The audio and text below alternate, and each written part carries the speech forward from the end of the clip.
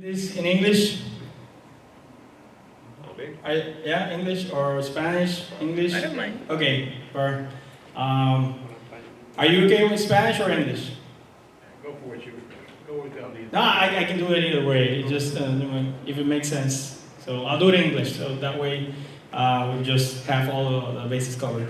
Well, thank you for coming. And I know they're competing with Carlos is hard. You know, Carlos, he's a rock star. But I just wanted to get it over with. So I said I'm going the first round. I don't care if I'm against Carlos or whoever. It's been 3 days without sleep. So my eyes and my brain and everything is like mush. So I just want to get it over with it, but we're gonna have fun here. For those who doesn't know me, my name is Jose Quiñones. I work at the School of Medicine. I'm the IT director there. Also the president for Auxiliis Consortia, as the nonprofit that gets this done with the help of the volunteers, of course. And also I'm organizer for Security Besides.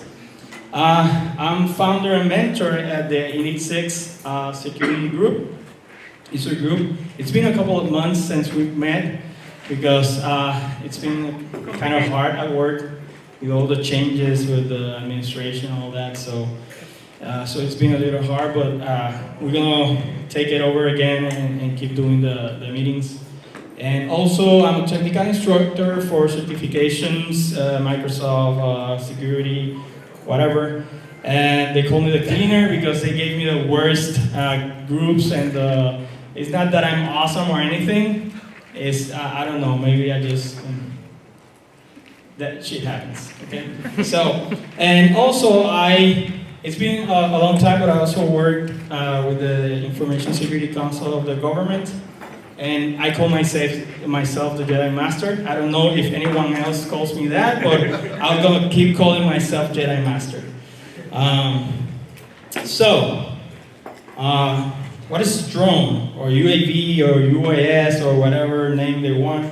It's an unmanned vehicle, but it can be used with a pilot or not. I know that you've seen the news with all the drones in the White House and all these places that people are just doing stupid stuff with it. Because I saw a video a couple of months back. This guy flying a drone over a battleship, a Navy battleship, and then he gets pissed because the police, stops him. That's just plain stupid. Okay, that's not cool. That is stupid. But they're used mostly for reconnaissance, missiles and bombs. They can do that. And they're built also by the community of modelers, the RC community. And they're also used for commercial and experimental work. They're used for surveys. They were used with the earthquake that happened a couple of months back to search for survivors. So I've seen drones used to drop lifeboats or the donuts thingy for people that are drowning. So there's a lot of uses for it. So these are not the drones we're looking for. Okay, we're not gonna talk about this. So we're gonna talk about something like this. Yep, this is it. This is my drone. Actually, this is my drone after one of the crashes. So the skid is not completely built because it's dropped. I'm a horrible pilot. I do good builds, I can say honestly, but I'm not a good pilot. I just started a couple of months back, so I crash a lot. My friends say that Moises, that's the guy that got me into this, he never crashed one. I said, well, I crashed a couple, so sorry, dude. And Carlos, that's also fly with us, we gave him his handle. I don't know if you know Carlos, but his handle is Dark Operator.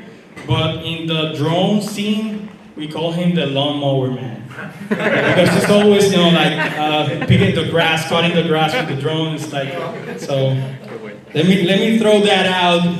No, he's not here, so I can talk about him.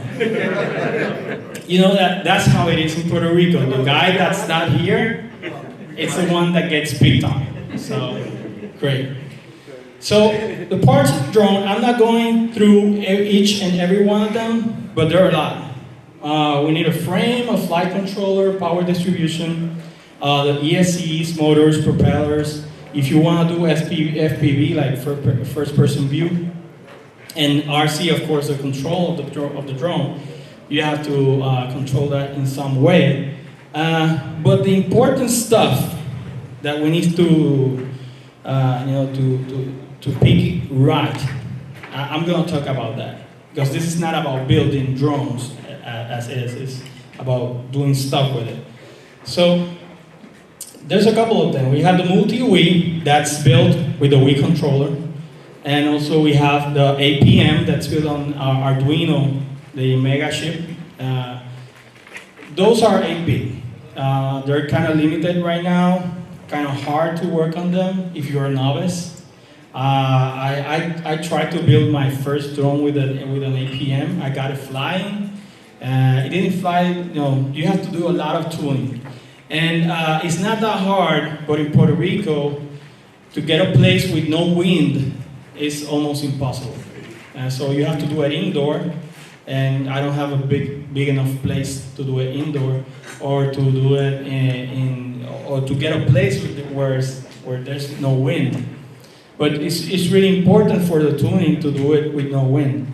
There's also the CC3D, and that's used mostly for acrobatic stuff. You have to know how to fly. You cannot start with this. Well, you can, but you'll crash probably more than I. Okay, and I'm going through my third frame right now, so well, that happens also. But those last three are the ones that are hot right now. We have the CC3D for the acrobatic stuff. It's 32-bit. It's being developed. It's open source, open hardware. It's great. We have the PixHop. That's it's so customized. You can make so many things with it. It's impressive. It's the same as the APM. The only problem with the APM, because of the PixHop, is built on the APM with the APM as a model. The thing is, the APM is 8-bit, so it doesn't compute very well, so it's not as stable as the PixHop. But you can do almost the same thing. You can do autopilot, you can do missions, you can do whatever. It's awesome. It's kind of expensive. You need to get it like $200, $300 to get the flight controller only. And then you have the NASA Lite, the NASA and the NASA Lite. Those are made by DJI, and there's we have a joke going on, because when we started, I started with an APM, like I told you, and people were making fun of me because I didn't know how to fly, and I kind of thought that I was stupid. Okay, so I got tired because I don't have so much time on my hands, so I went and got a NASA. I said, well, I just go for the NASA. Everyone says it's the best. It is. It's super stable. But the joke is that even a monkey can fly a NASA. It flies by itself. You just tell it to go forward, backwards, up, down, and he'll do it. You don't have to compensate for anything. It's real easy to work to fly it. And it's mostly used for recording, for video recording, exactly for that reason. But it's not that customizable. You can do some stuff, but it's pretty expensive to do it. All the extensions and all the things you can do with it, they're expensive. So if you want to do something cheap and really customizable, you can go with the APM. But if you want something with more power, the PixHop. And if you want to do acro, well, you can do acro with any of those. The NASA is the only one that's not for acro. It's built for stabilization and smooth flight and all that. So the other important thing is the controller. They say that 6 channels is enough. I say go 9. There's the Turnigy, Fly Sky, and Fry Sky. They're all clones, and they are the most customizable controllers. You can flash your own firmware. You can do hardware stuff with it. I have a Fly Sky, and they're all like, that's why I say the 9X, because that's like the like a generic name for all of them. And you have to think the 6 to 9 channels, because you need at least 6 channels to control the drone. And if you want to do anything more, you will gonna need more channels. You need at least a couple more. So go 9 if you want to do stuff with it. Standard receiver is 2.4 gigahertz, more or less a mile range. If you want to do long range, you have to go UHF, as you can do like a couple of kilometers with it. So have that in your mind. But there are some rules. You have to fly always below 400 feet. 400 feet is the limit. You cannot go above. Well, you can. And there was this guy a couple of weeks back that flew like 1,000 feet, and I think it was a Homeland Black Hawk. Came down to the field. He was flying on a baseball field, and when he brought back his drone, it had a friend. Came back with a friend, a Black Hawk with the man in black, and this guy just got out of the helicopter to instruct, to educate the pilot why he shouldn't be flying that high. So you can do it. You shouldn't, but you can. Always get in touch with the tower if you're in a 5-mile radius from an airport. Do not fly over buildings or people without their permission. So probably I'm gonna fly, so you'll get out of the way. Not here, because I still have to do some work with it, and this is why. So I go to that later. Don't fly over or near sensitive infrastructure, like a battleship, right? Or a federal building, or a police building, or something like that. Okay?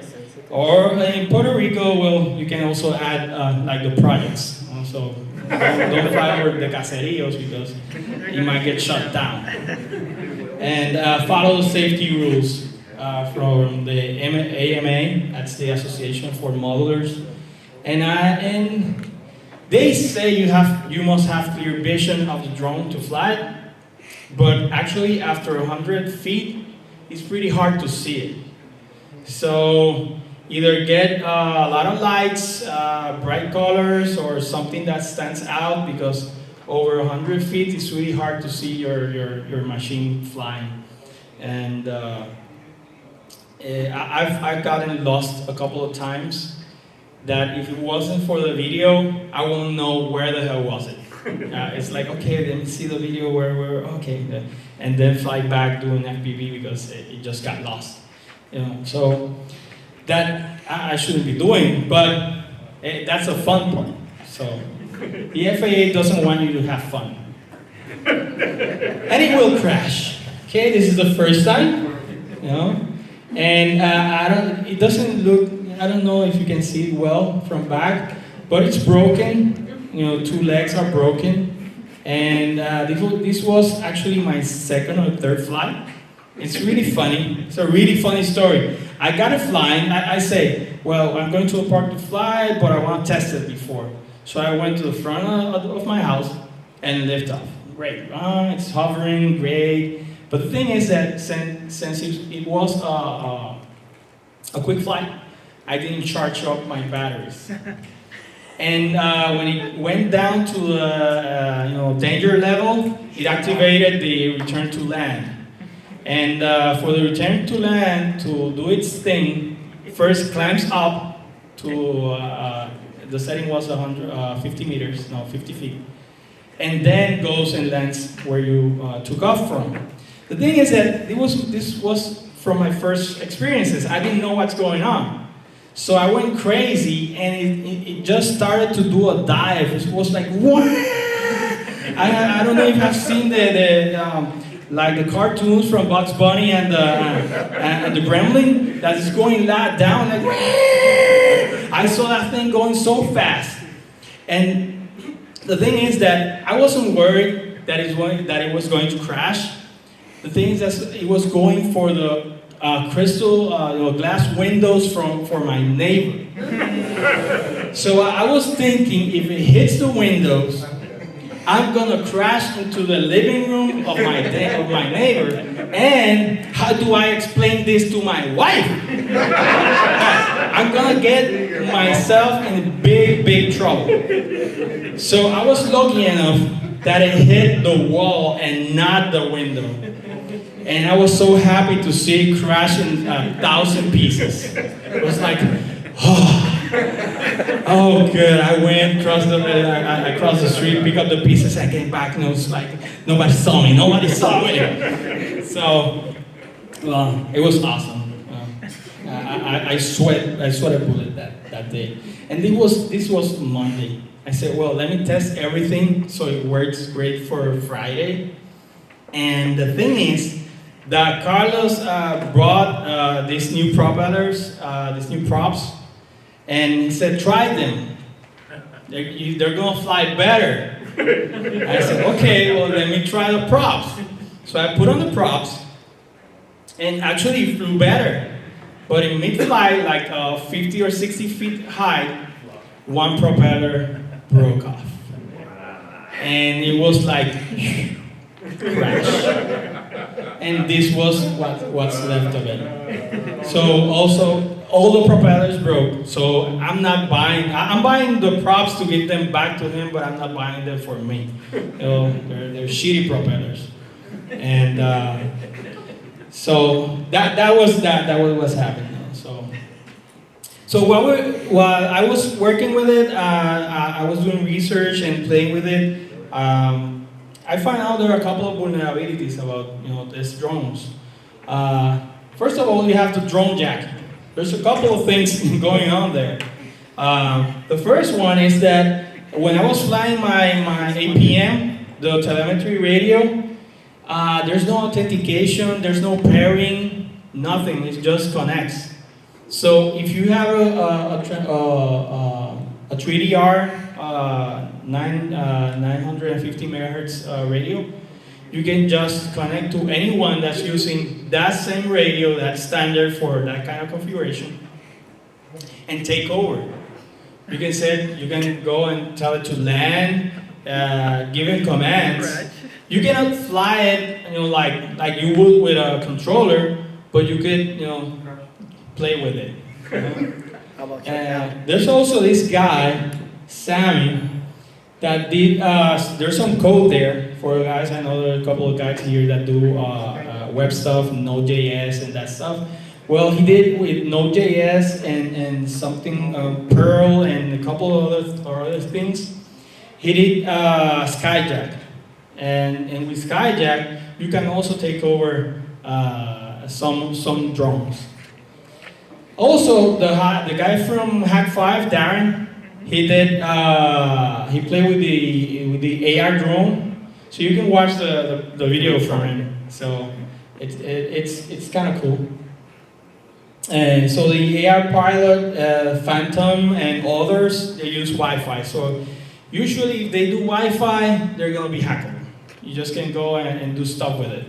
Remember, they do open Wi-Fi. There's no encryption. There's no pairing also, so you just connect and sniff the traffic and replay and just go nuts. You can make it crash. Even you can, with those kind of drones, you could take over with the right packets, the right combination of signals. Also, there's always jamming. And when you go to a place where everybody flies this kind of vehicles, and get there with a DJI Phantom, with this guy, they look at you funny. They say, nah, you're not a pilot. You're fake.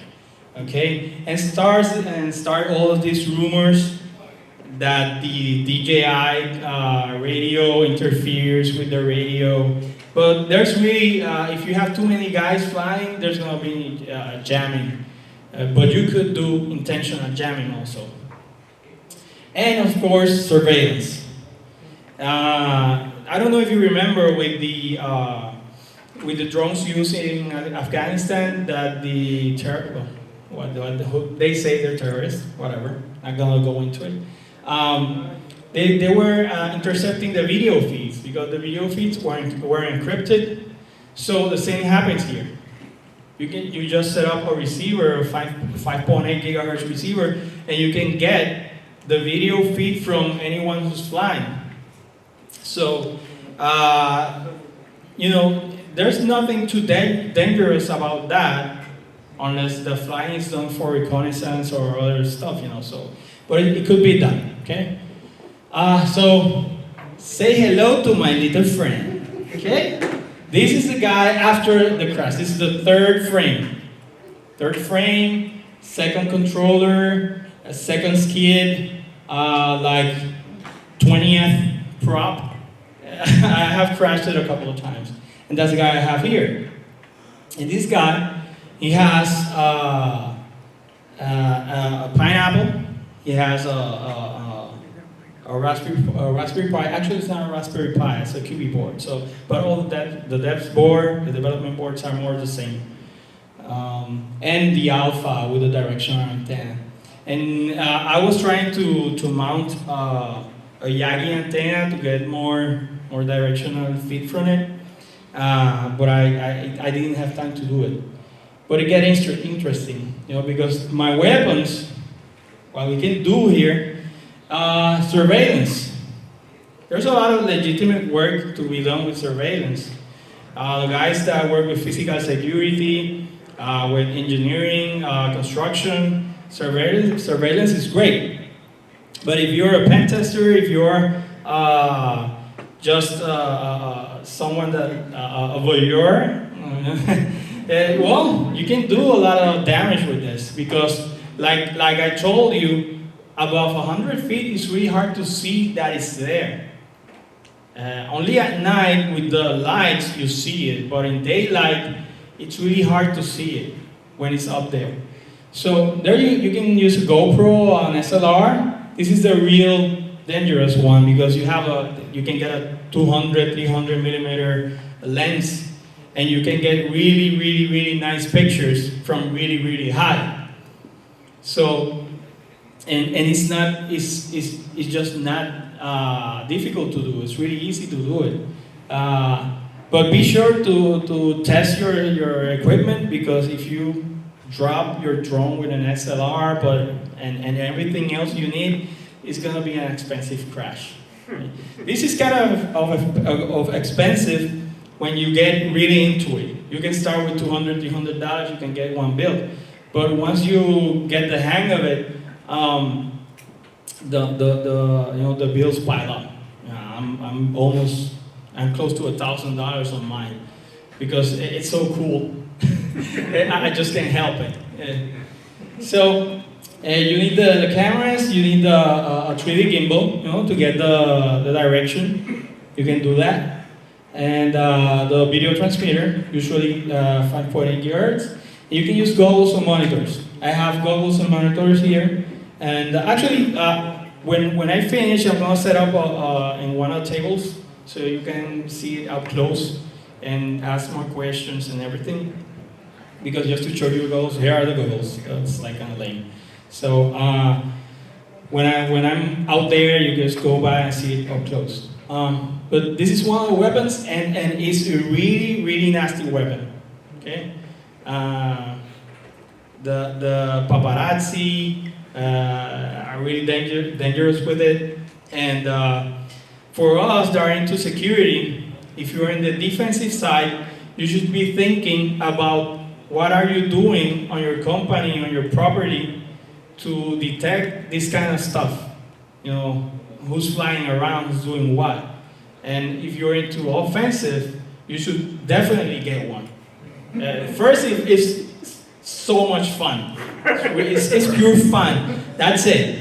So have fun and work at the same time, that's awesome. So, and when you're doing FPV, it's awesome-er, okay? It's great, it's more awesome. So, it's kind of expensive, but go for it. It can be used for defense or offense. Wireless. Wireless. Wireless is it's always been something, like a playground for us. But when you get to the air, it's better. You don't have to park. You don't have to be like the weird guy on a car parked across the street. You can just be in a park.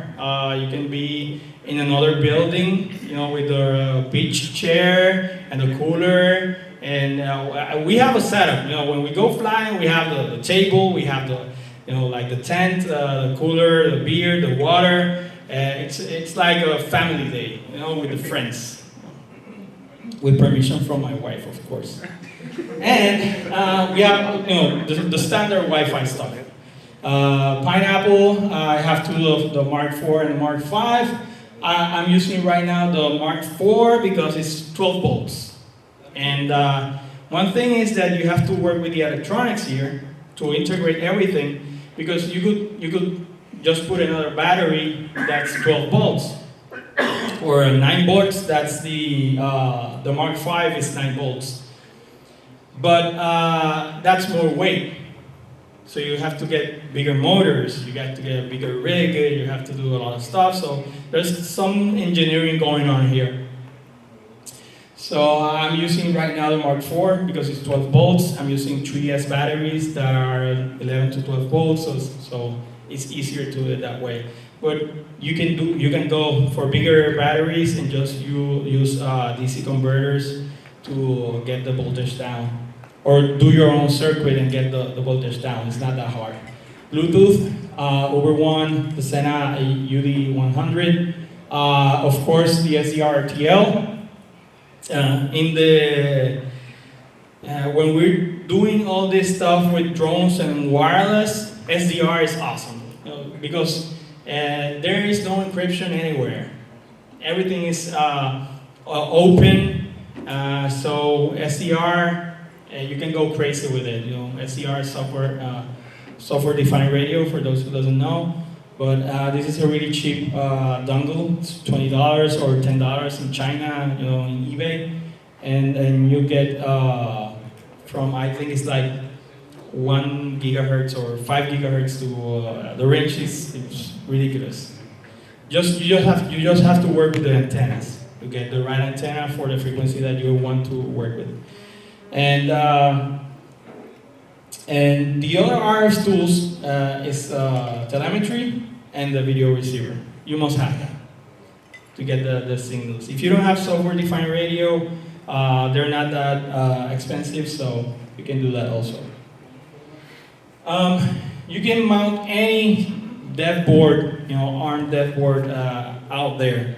In my blog, codefidelio.org, I wrote a post like a year back or 8 months back, and I went through all the specs and did this comparison chart, so you can go there and see it with more detail. And actually, you can use any of them. There's none that is the best. You just have to know for what are you using. But it goes great with these guys. Just pick one, and you'll do a lot of stuff. So, in the electronics department, you're gonna need some voltage converters to either get the voltage down or up, to feed the right voltage to your devices, to your electronics. Power cables, get your electronics directly to the power distribution for the quadcopter, the heads, the drone. Because if you keep piling up on batteries, it's gonna be too heavy. It's nice to have a DC filter. The motors, they introduce a lot of noise. So if you want your electronics to function well and last, so they don't burn up, it's good to have some filters. And lots of Velcro and tie wraps. That's not electronics, but that's how I get all my electronics. put together, Velcro and tie wraps. Nothing is glued because you have to be, you can do different configurations. So either you have that a couple of frames or skids configured, and do like this interchangeable parts thing, but that gets really expensive. It's gonna be easier in the long run. Just switch. Here's my guy, and if I change the skids are the legs. If I change the skids, I could have different configurations and just change the skid and get it going. I use that one. This is Carlos' quad because he wanted me to show it. He said, please, do you need it? And, no, but I'll bring it. And I said, no, I don't need it. I have to. No, but I'll lend it to you. And you're gonna need it. Okay, well, I'll show it. This is Carlos' quad. Okay, so you saw it. He's gonna be happy. And so you can do that also. You can get different skids or landing gear and have like this, like interchangeable base for it, but it gets kind of expensive. Well, it's not that expensive. A skid is like $10 or $15, depends on the quality. I get the cheapest one I need because I crash a lot. So I think my handle gonna be like, I don't know, Mr. Crash or something. So how do I connect to it? Well, really easy. This is our good old friend SSH. SSH comes to the rescue. It's just awesome. If you know SSH, it's like awesome sauce. I can't say enough good things about SSH. But it's really easy. Just set up your keys and do the exchange, so you don't have to do authentication, password authentication. So you can script everything without problem. Do a reverse tunnel using a 3G modem, so you can be in the air and connected. Go to your VPS. I love DigitalOcean. Okay, they don't pay me, they don't sponsor me, but they're so awesome. It's $5, and it's on SSDs. A really fast network, and everyone should have their own VPS. Just to say you have it. There's no excuse to don't have your own VPS for $5 freaking. Okay, so go ahead and get it. If you're gonna get it, I'll give you the code so I get the points. And finally, just connect and do a reverse connection, and you're there. Then you go nuts. You can also, script everything. Scripting is great. You should do it. There's no way to do this without scripting. So, damn. Well, that's supposed to be the script or the callback. So the drone calls back automatically. But it's not that hard. I can show you then outside. I can just show it to you on my computer, and it's really easy. But if you want to just connect, and be interactive, know what's going on, see what you want to do, the best is just go and connect. Okay, so you do your reverse. ¿Todavía tiempo? Okay, yeah, I just saw some. Okay, yeah, I'm okay. So,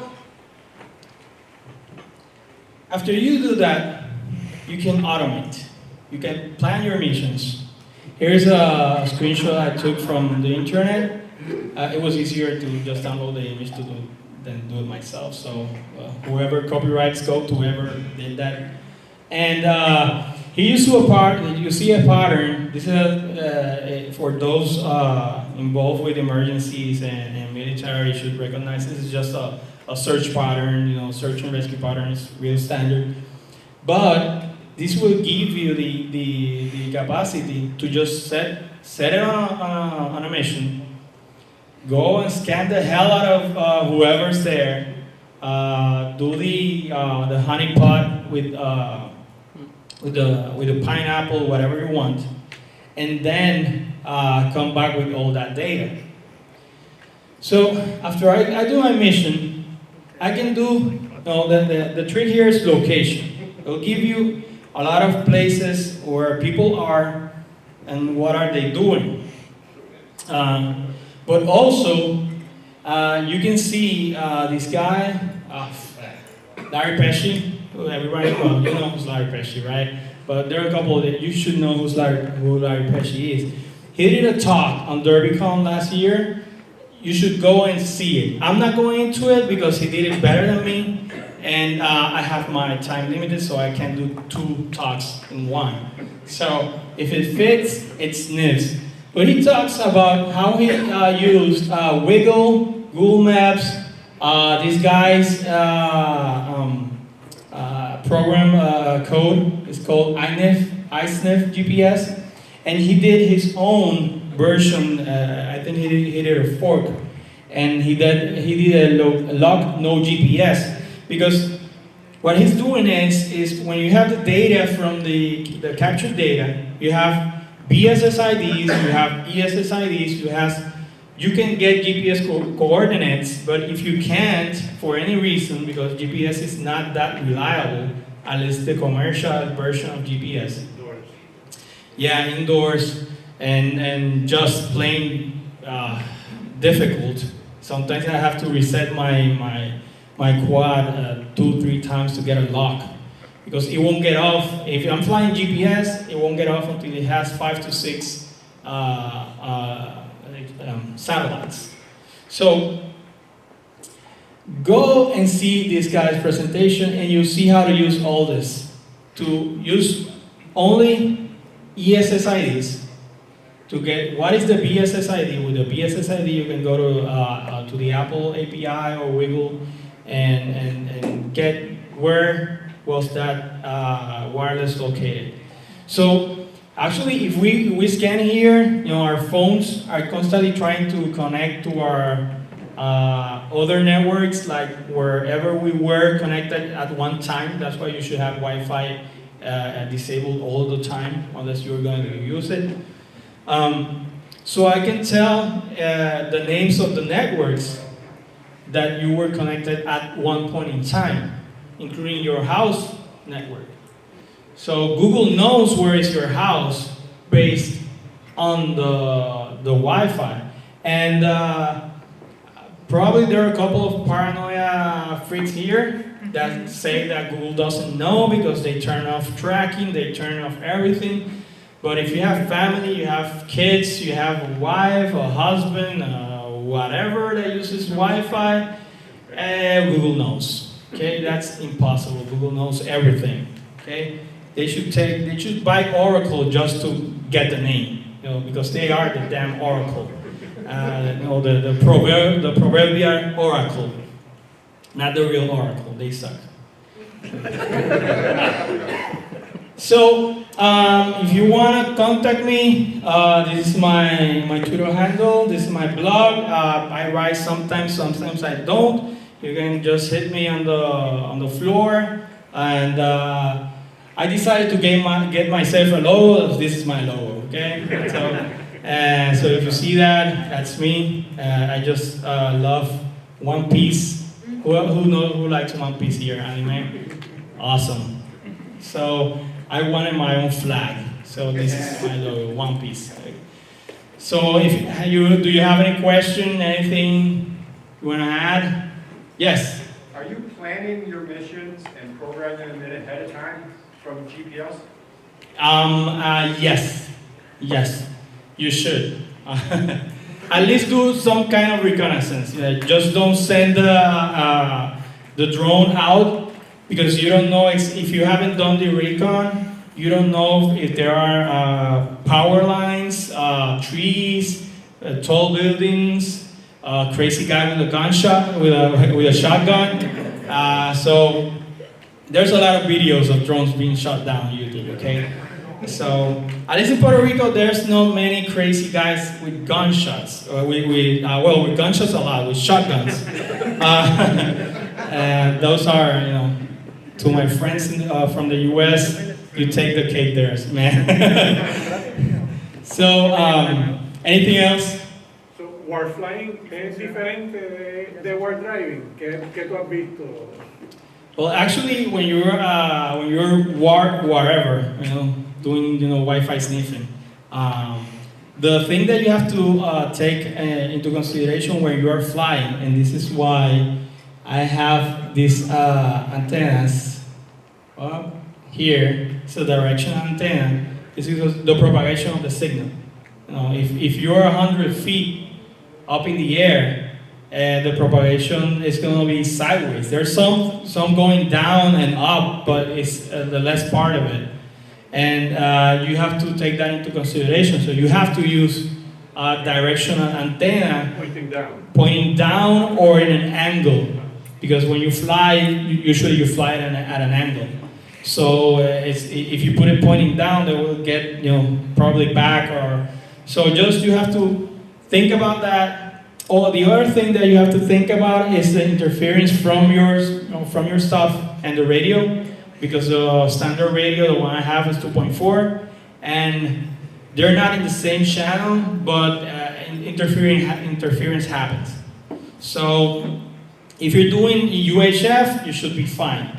If not, you should be doing some shielding, which I'm not doing right here because I had to rebuild the whole thing. And but you should have some kind of shielding for but not too much, because then you will do you don't want to do a Faraday cage for your receiver, but you want to shield it somewhat from your Wi-Fi equipment. So from what I'm doing here, I'm using the pineapple just as a honeypot. So there's not much going on there. But I'm using the alpha. Alpha is high power, so 1 watt. Well, actually, it shouldn't, but it is 1 watt. And with the directional antenna, I can point it where I want to go. Add a camera to that, and then you have a point of view of your target, which I had in the previous frame. So if you see the pieces, well, somewhere here, there's the camera frame. No, there it is. I can see it there. The GoPro. Anything else? Watch out for the FAA rulings. They are happening now. FAA is the Federal Aviation Administration, and they are pretty concerned about the drones. So just beware. You're not supposed to fly drones on top of people if they do not agree that you fly on top of them. You're not supposed to do a lot of stuff that we're doing. Right. So actually, this is not a confession. Yeah, I'm not saying anything. Don't say it. This is all theory, how things should work. Okay, so but be very careful.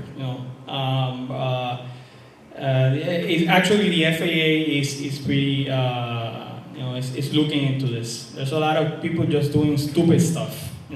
One thing is to be, how you say atrevido? Curious. Sorry? Daring. Yeah, daring. One thing is to be daring, and one thing is to be stupid.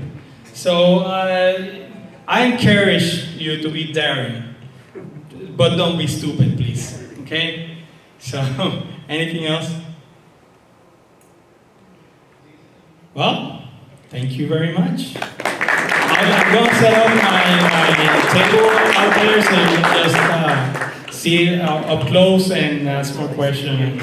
And I'll keep working on it so to make it fly today.